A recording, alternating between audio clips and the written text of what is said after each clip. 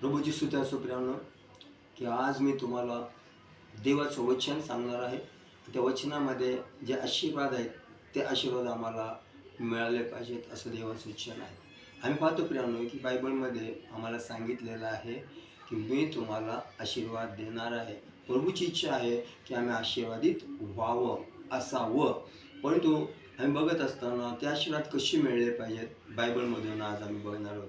तर या आमोसच्या पुस्तकामध्ये पवित्र बायबलमध्ये दिलेलं आहे. तर प्रभू परमेश्वर म्हणत आहे की प्रभू परमेश्वर ओळंबा लावलेल्या भिंतीवर उभा आहे आणि तो म्हणत आहे की आमोसा म्हणजे त्याचा दास, तुला काय दिसतं? तर तो म्हणतो की ओळंबा लावलेल्या भिंतीवर प्रभू परमेश्वर उभा आहे आणि देव म्हणतो याच्यापुढे मी इस्रायल लोकांची, आमच्या लोकांची गाय करणार नाही. का? तर ओळंब्यामध्ये जीवन नसतं.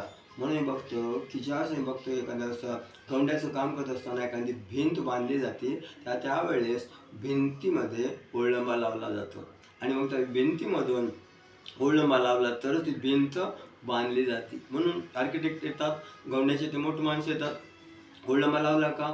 आणि जर ओळंबामध्ये जर भिंत नसेल तर मग ती भिंत वाकडी तिकडे होऊन पडली जाते प्रियांनो. अशा पद्धतीचं मी बघतो की या जैविक दृष्टिकोनातून ओळंब्याला किती महत्त्व आहे. त्याचप्रमाणे जर बघायला गेलं तर आध्यात्मिक दृष्टिकोनातून प्रभू म्हणतो की तुमच्या जीवनासाठी मी ओळंबा लावत आहे. तुमची द्विधा परिस्थिती किंवा जगातल्या गोष्टी आणि या गोष्टीवर तुम्हाला आशीर्वाद मिळणार नाही. तर आमचं जीवन, आध्यात्मिक जीवन या ओळंब्याप्रमाणे असलं पाहिजे. कारण देवाने सांगितलं की तुम्ही देवाचे लोक आहात. म्हणून ओळंबामध्ये आमचं जीवन असलं पाहिजे. जगातल्या गोष्टी आमच्या जीवनामध्ये नसल्या पाहिजेत. म्हणून या दिवसामध्ये, उपासाच्या दिवसामध्ये, लेंथच्या दिवसामध्ये, लीनतेच्या दिवसामध्ये आम्ही लक्षात ठेवलं पाहिजे की आम्ही काय करत आहोत प्रियानो.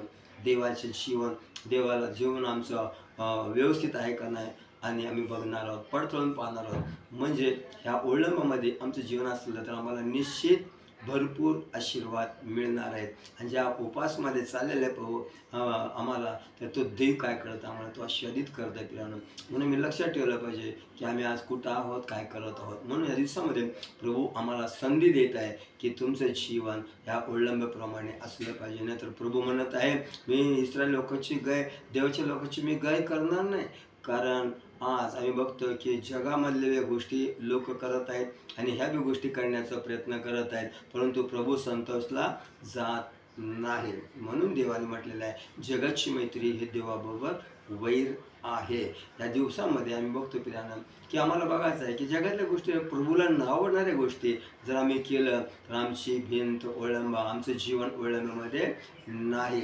आज ना उद्या ते काय होईल, ते घर ढासळलं जाईल. म्हणून बायबलमध्ये दिलेलं आहे की दोन व्यक्तीने घर बांधलं, एकाने मूर्खाने बांधलं आणि एक शहाण्याने बांधलं.